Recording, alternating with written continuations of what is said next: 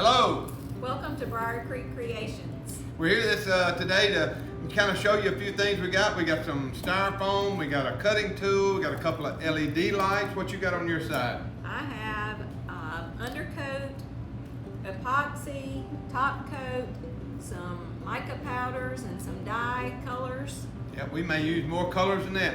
We want to, if you want to know what this is all about, if you'll follow us, we'll show you how to take this and make this. This is a floating stone light that'll go in a customer's kitchen. It's going to have it has a rock edge on it and two LED lights that will really brighten up the kitchen.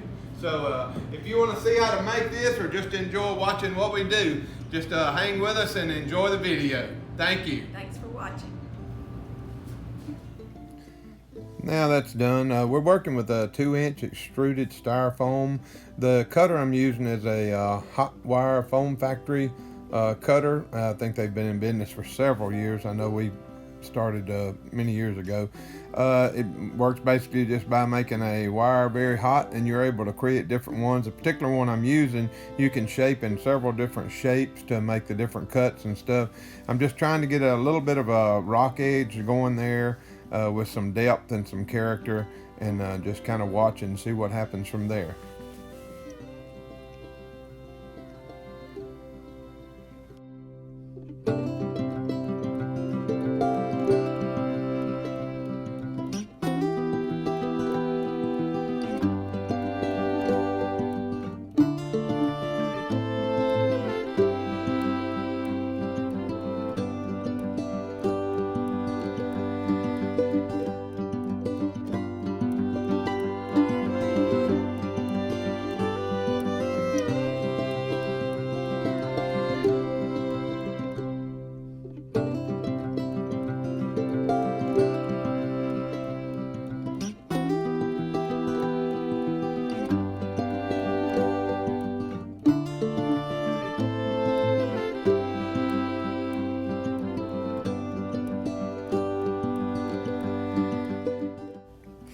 Now that we got our rock edge done, I'm taking Bondo. This is a regular car Bondo, and I'm going to apply it to my edges. It does a couple of things. It makes the edges really strong and stuff.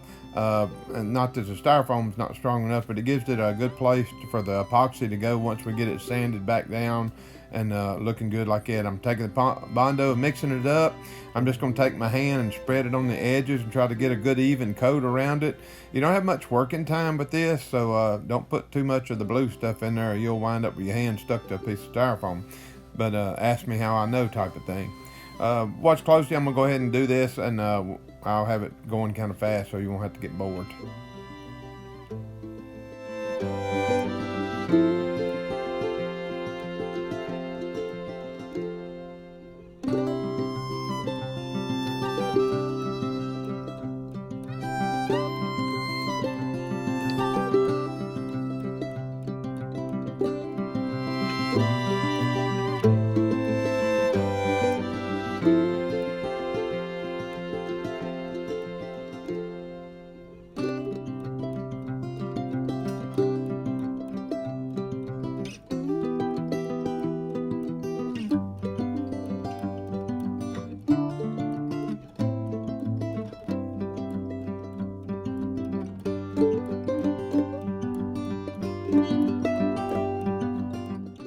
Now we've let the Bondo set up good and dry. I'm going to sand it off with I think I've done like a 150 or a 220 on this.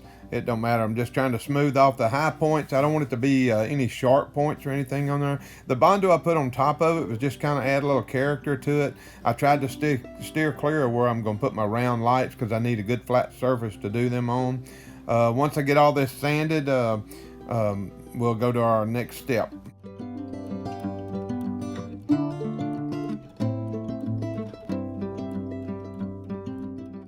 And the next step in this process is we're using a stone coat epoxy undercoat. I'm using black out, and I wind up putting 2 coats of this. This serves a couple of purposes. Number one, it gets rid of the air. Epoxy and air bubbles or air holes does not work very well at all. So 2 coats of this to get a good seal on all of it.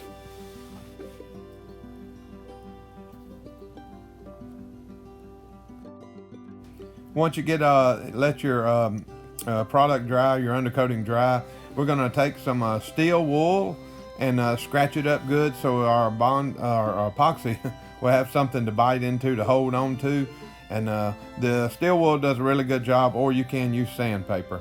What I'm doing now is I'm taking some different color spray paints that's kind of mimicking or will go along with the epoxy colors that we're going to use. And I'm just kind of fogging the edges and fogging a little bit of the top. That'll give it a little more contrast and a little more color, a little more definition. Maybe where the epoxy don't hold on just super good on the edges, I'll still have some color in there to base it on.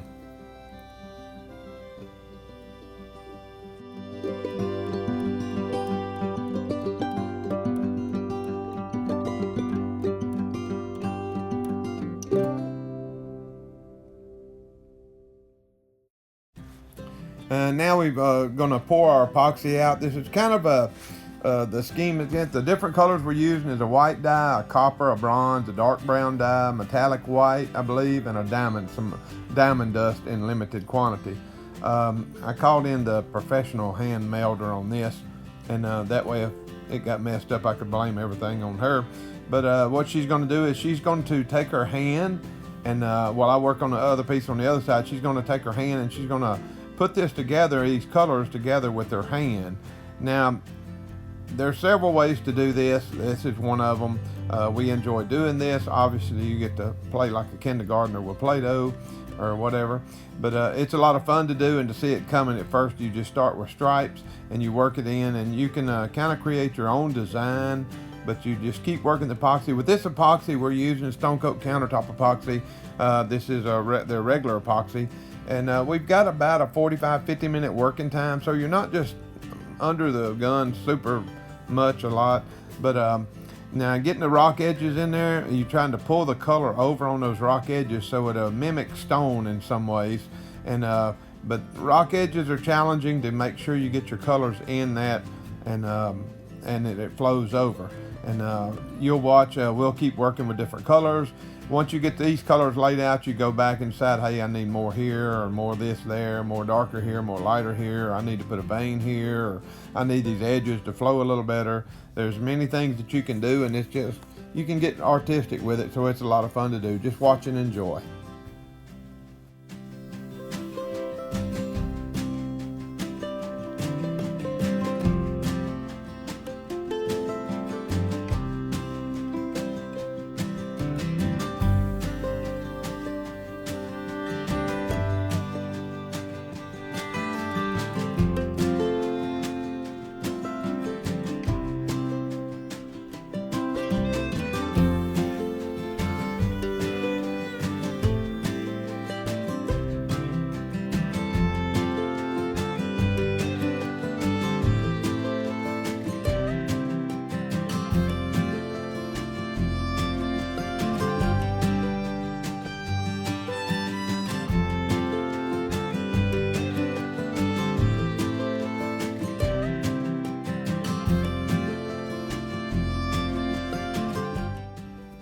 What we're doing now is I'm going to use a torch to pop the air bubbles. We'll torch like 3 or 4 times on this, about 8 to 10 minutes apart.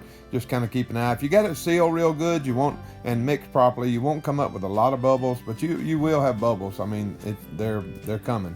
Right now, what we're doing at this point of the game, we're just trying to go back and see what we think needs doing here and there, adding either some veining or adding some diamond dust or moving colors around just for the effect that we're shooting for. Just kind of keep an eye on this, and we'll be headed to the next step in just a minute.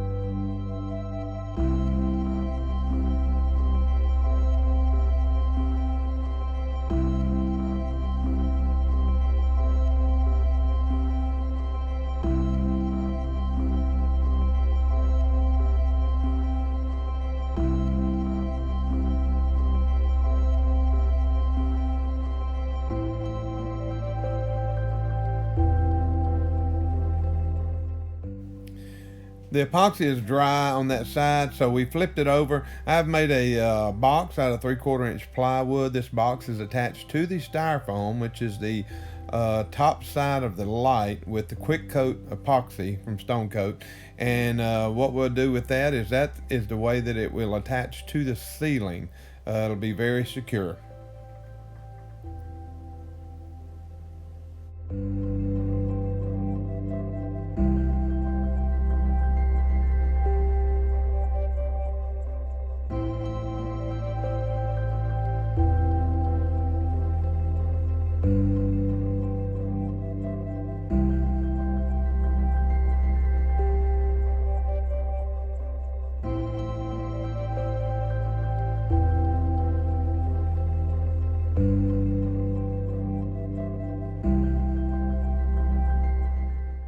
Moving back to the top side to work on our epoxy, I have a red Scotch-Brite pad that I'm going to scuff up this epoxy so it will hold. We're going to put what's called a Stone Coat Ultimate top coat on it.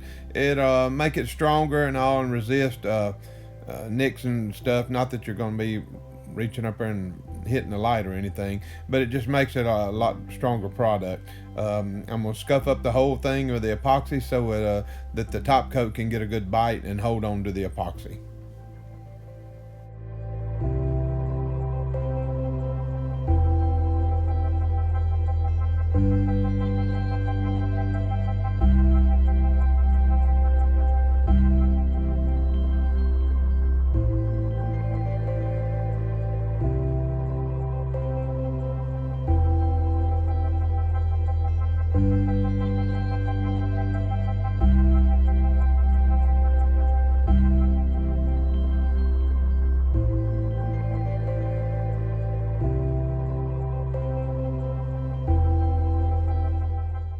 All right, after we get it scuffed up good, we're going to take our vacuum cleaner and vacuum off any dust or anything, and then we'll take a 91% isopropyl alcohol, spray the mixture on there, and we're going to wipe it down good because we want a good clean surface for this to go on the Ultimate top coat.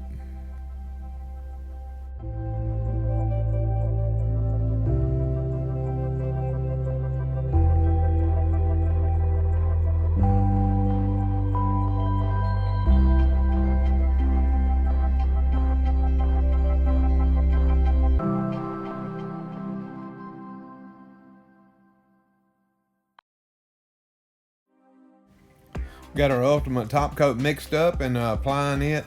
This is makes it a very strong surface, but you got about 15 minutes, maybe 20 of working time, so there is no playing around, especially when you're doing rock edges. You got to get in all the little nooks and crannies, so it's great to have two people doing it, one trying to get in there and the other telling them where they didn't get. And sometimes it has a little stress to it, but it's all right because the working time is short. So you've got to get on it and stick with it.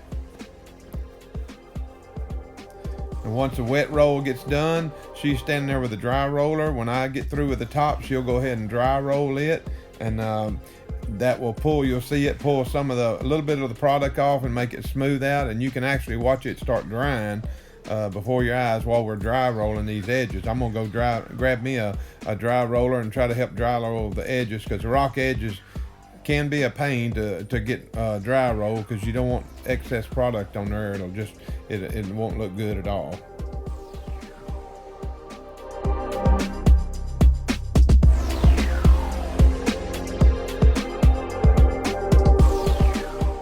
Now that the Ultimate top coat's dried, you can see I've drilled a hole in here, like a 2 3/4 inch, I think, and secure these lights on there. Now these screws have to go through 2 inches of styrofoam and 3/4 inches of wood, but I don't want them all the way through the wood because they're going to be inside my box and could bump a wire or whatever, theoretically. But anyway, this gets secured, and I secure these 2 lights, and they will look really good. These lights are really nice. So you can select, I think, 3,000, 4,000, or 5,000 K just by pulling the little plastic lid off and moving a switch. These will be really nice and brighten up a kitchen.